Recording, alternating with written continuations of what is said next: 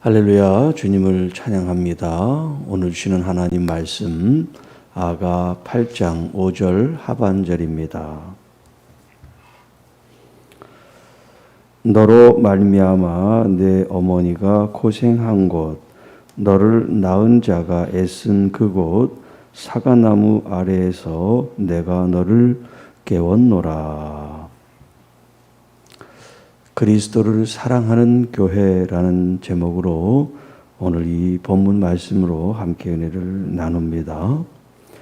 자, 5장 전반절에 그의 사랑하는 자를 의지하고 거친 들에서 올라오는 여자가 누구인가 라고 노래를 했는데, 이 노래는 합창이라 그랬습니다.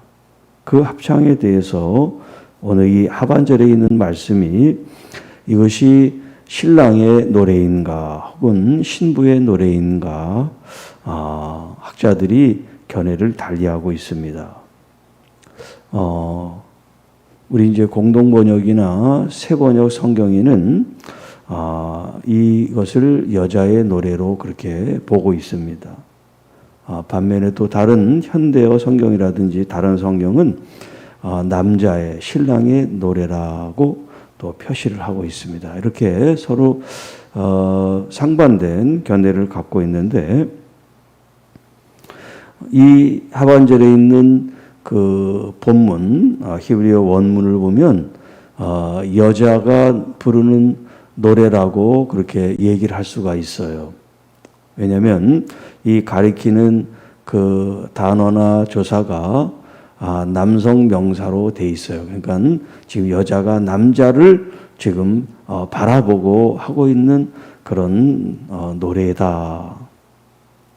그게 이제 번역한 사본에 따라 달라요. 마사라 사본과 또 시리아 사본, 이렇게 이제 대표적인 사본들이 있는데 어떤 사본을 따르냐에 따라서 그게 좀 다르다고 할 수가 있어요.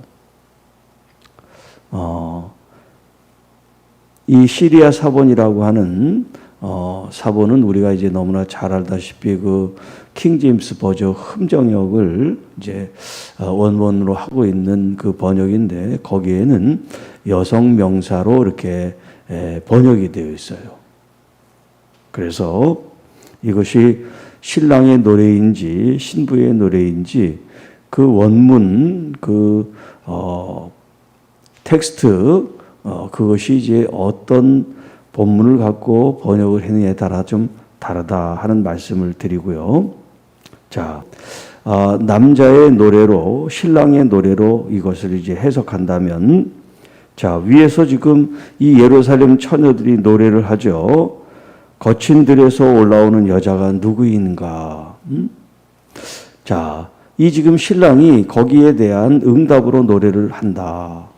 그 여자가 누구냐면 바로 그의 사랑하는 어머니가 이 산통, 출산할 때 그 산모의 어떤 그런 산통, 고통을 가지고 태어난 이제 내 사랑하는 여인이다. 그가 바로 사과나무 아래에서 어머니의 그런 사랑으로 태어났다라고 하는 그런 표현을 지금 하고 있습니다. 물론 사과나무라는 것이 어떤 그 문자적으로 정말 그 사과나무 아래라고 하는 그런 의미는 아닙니다만은, 이제 남자의 노래로 우리가 이해를 할 때 이 어머니의 출산, 그 전에 어머니의 집도 마찬가지지만 이 어머니가 자녀를 출산한다, 자녀를 낳는다. 물론 그 과정이 이제 산통이 있고 고통스러운 그런 과정이 있지만, 어머니가 출산을 해서 자녀를 얻는다는 것은 기본적으로 뭐를 말하냐면 바로 사랑의 열매라고 할 수 있어요. 사랑의 결실. 그래서 아이를 낳을 때는 많이 아프고 힘들어도 그 아이가 막상 세상에 나오면 그 아픔을, 고통을 다 잊는다라고 하는 것처럼, 지금 이 어머니가 아이를 낳았다라고 하는 이 표현은 뭐냐면 원초적인 그 사랑, 그 사랑의 결실과 열매라고 하는 그런 의미가 있습니다. 자,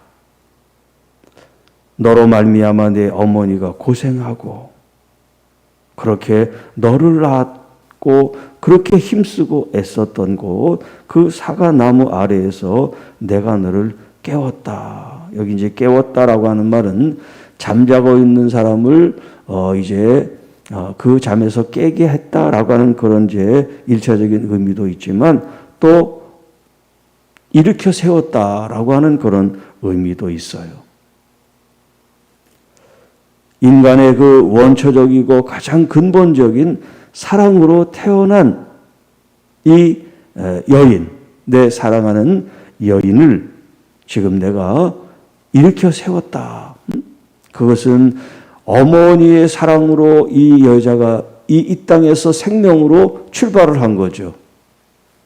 출산이라고 하는 것이 어머니의 사랑의 결실과 열매로 이 땅에서 생명이 지금 살아가는 시작이라고 하면 지금 이 신랑의 이 노래를 통해서 그 사과나무 아래서 내가 너를 깨웠다라고 하는 것은 이제 부부로서 다시 새롭게 그 인생과 삶을 살고 있는 이 아내와 신부에게 그 사랑을 일깨워주고 그 사랑으로부터 새롭게 시작하도록 격려하는 그런 말씀이다라고 할 수가 있습니다. 자, 이렇게 신랑의 노래로 우리가 고백을 할 수가 있고 또 이제 이것을 신부의 노래라고 했을 때 자, 이 의미를 보면 자, 지금 내 신랑을 낳은 그 어머니, 그 어머니가 낳은 그 사랑과 그 은혜를 지금 이 사과나무 아래에서 깨웠습니다라고 하는 것은 이 신부가 신랑을 어머니가 그렇게 사랑의 결실로 낳은 것을 내가 깨닫고 어머니가 사랑해서 당신을 낳은 것처럼 나도 당신을 사랑함으로 다시 새로운 삶을 내가 살겠습니다. 그래서 신랑의 지금 이런 잠에서 깨웠다 혹은 신랑과 함께 그 사랑을 나누기를 원합니다라는 고백을 할 수가 있는 거예요.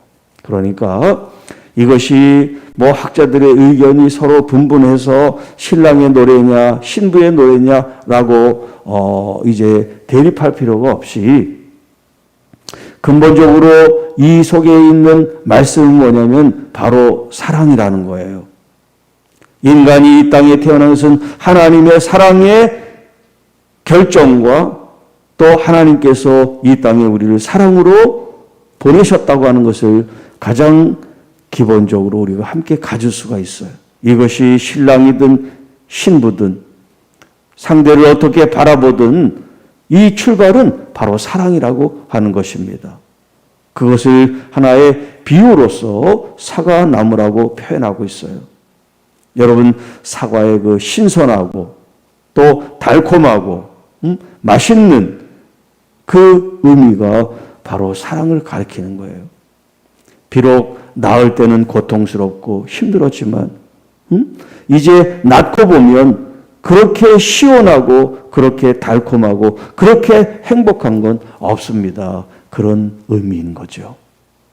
그런 뜻에서 여러분 한 사람 한 사람들이 여러분의 부모님, 어머니로부터 이 땅에 태어나게 된 것은 육신의 부모로 여러분들을 태어나게 한 그 사건뿐만 아니라 영적인 우리 하나님 아버지께서 사랑으로 여러분들을 이 땅에 태어나게 허락하셨다고 하는 것입니다. 그러니까 우연히 그냥 사고로 태어난 사람은 아무도 없는 거예요. 모두가 다 하나님의 사랑의 결정으로 이 세상에 태어나게 됐고요. 이제 나를 이 땅에 태어나게 하신 그 하나님께 이제 사랑을 통해서 더욱 성숙하고 온전한 그리스도의 뜻으로 살아가는 신부들, 교회가 되어야 한다는 거예요. 사과나무에서 내가 내 님을 깨웠습니다. 그 사랑을 다시 확인하고 확신하고 그 어떤 어려움과 환난과 고통과 질병이 찾아오더라도 주님과의 이 사랑은 변할 수 없습니다. 왜요? 이미 주님께서 우리를 그런 사랑으로 사랑하셨기 때문에 기근이나 칼이나 어떤 위협으로도 그리스도의 사랑을 끊을 수가 없다라고 고백하는 것처럼 여기 지금 이 신부가 신랑을 향해서 또 신랑이 신부를 향해서 이 가장 기본적이고 근본적이고 원초적이고 본질적인 이 사랑을 다시 일으키기를 원한다 하는 거예요.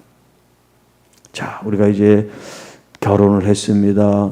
또 신혼생활을 지나고 또 이렇게 10년, 20년, 30년 살다 보면 어떻게 돼요? 권태기라는 게 찾아오고 매너리즘이라는 게 찾아오고 대면하고 하여튼 과거에 그 애틋하고 뜨겁게 사랑했던 그 마음들이 똑같지 않고 점점 식어지고 있잖아요. 자, 우리가 신앙생활 하는 것도 마찬가지예요. 첫사랑을 회복하라는 것이 왜 이런 말을 할까요? 주님에 대한 어떤 그 사랑이 처음에는 뜨겁고 주님을 생각하면 눈물이 나고 감동이 있고 은혜가 넘쳤는데 신앙생활을 점점 이제 시간이 지나고 하다 보면 마치 권태기처럼 안 가면 좀 이상하고 가도 감동이 없고 말씀을 들어도 그냥 한 귀로 듣고 한 귀로 흘려버리는 이런 습관성 신앙생활을 하기가 쉽단 말이에요. 그래서 여기 사과나무 아래에서 내 님을 깨웁니다. 다시 새롭게 나를 낳을 때 그 어머니가 뜨겁게 사랑하고 낳았던 그 사랑의 시점으로 다시 돌아가서 나의 이 결혼 생활, 그리스도가 나를 사랑하는 이 사랑의 변함없는 사랑을 다시 내가 리마인드 기억해내고 주님, 나도 주님에 대한 이 사랑을 날마다 새롭게 첫사랑처럼 회복하기를 원합니다. 그리스도를 사랑하는 신부들, 교회 성도 여러분들이 그냥 평범하게 흘려보내는 그런 마음의 신앙생활이 아니라 내가 다시 태어난 기분으로 내가 다시 주님을 사랑하는 어떤 그런 신선하고 정결하고 깨끗하고 뜨거운 열정으로 주님을 사랑할 수 있는 그런 삶이 되어지도록 지금 이렇게 노래하고 있습니다. 사과나무에서 내가 당신을 깨웠습니다.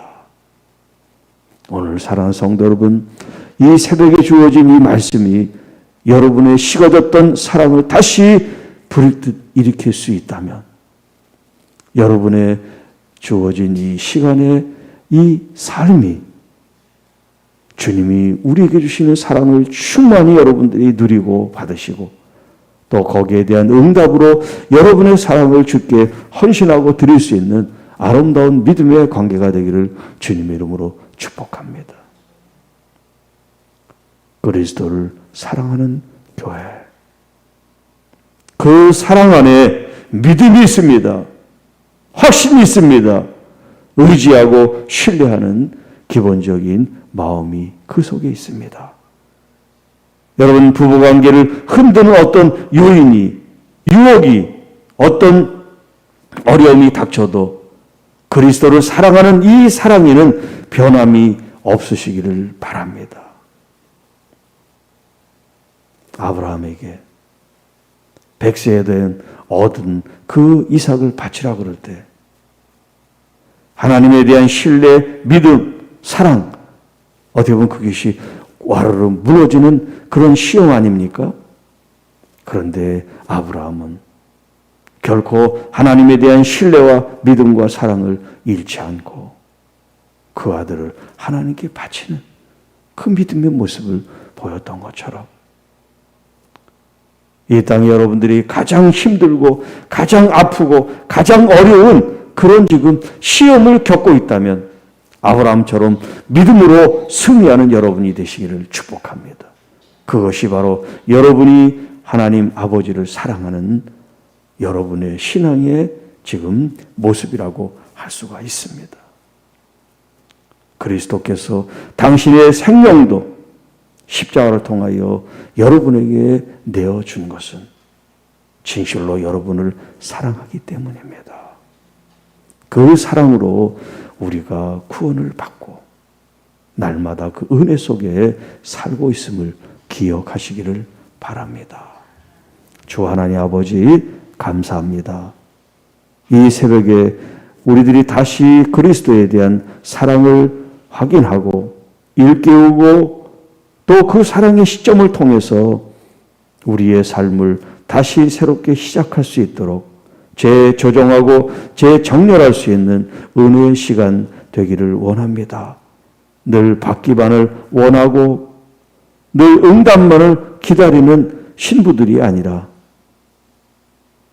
우리 신랑 되신 주님께서 우리를 얼마나 사랑하시는지를 우리가 다시 확인하고 깨닫고 자각함으로 이제 주님의 사랑에 대해서 우리 또한 사랑하고 순종하고 헌신하고 그래서 아름다운 열매로 영광 돌리는 교회요 신부들이 되게 하여 주옵소서.